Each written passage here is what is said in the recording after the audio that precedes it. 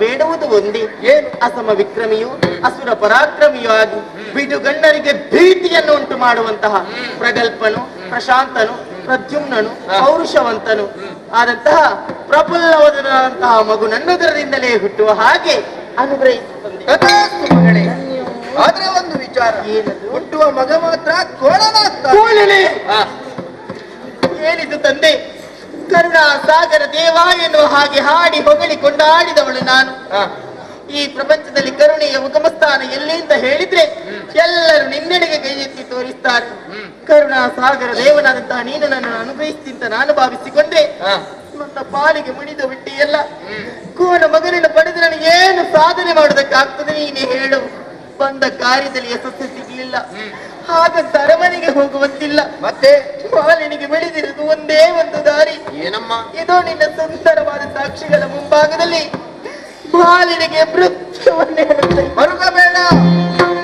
ಮರುಗದಿರು ಮಾಲಿನಿಗೆ ಮುನಿವರ ನೊರೆದ ವಚನವು ತಪ್ಪಲರಿಯದು. ಸರಳ ಮಹಿಷನು ಜನಿಸಿದರು ನಿನ್ನುದರದಲ್ಲಿ ಮುಂದೆ.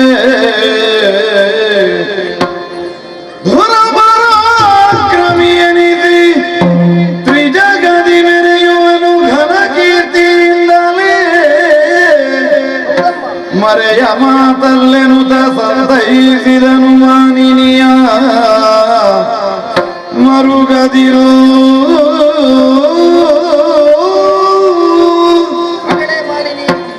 ನಿನ್ನ ತಪಸ್ಸಿಗೆ ಒಲಿದಂತಹ ನಾನು ಮುನಿದು ಈ ರೀತಿಯಾಗಿ ಶಾಪವಾಕ್ಯವನ್ನಾಡಿದೆ ಎಂಬ ಹಾಗೆ ಭಾವಿಸಬೇಡ.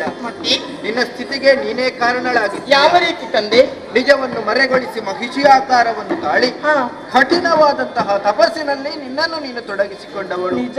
ಪರಿಣಾಮವಾಗಿ ಸುಪಾರ್ಶ್ವಕ ಎನ್ನುವಂತಹ ಮಹಾಮುನಿಯೊಬ್ಬ ಸಮೀಪದಲ್ಲೇ ತಪಸ್ಸನ್ನಾಚರಿಸುತ್ತಾ ಇದ್ದ.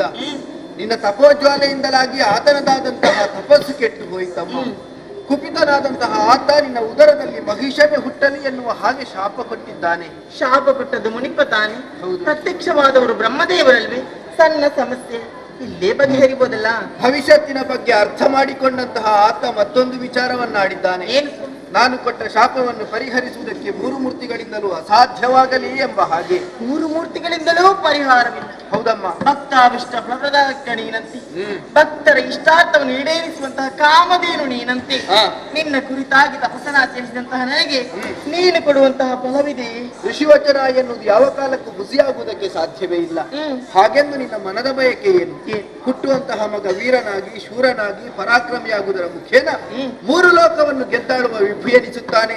ಮನದ ಬಯಕೆ ಎನ್ನುವುದು ಸಾಕಾರವಾಗ್ತದೆ, ನಿನಗೆ ಶುಭವಾಗ್ತದೆ.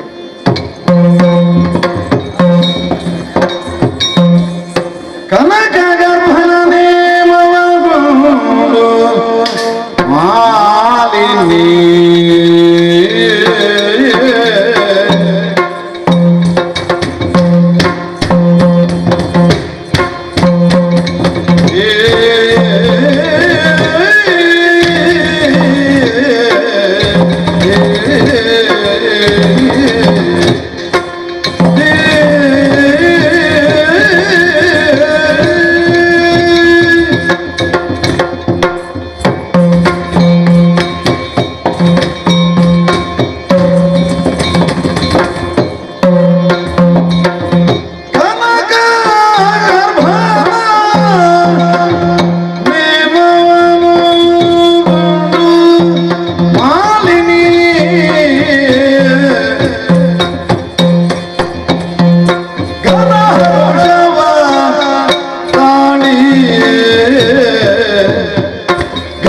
Hallelujah.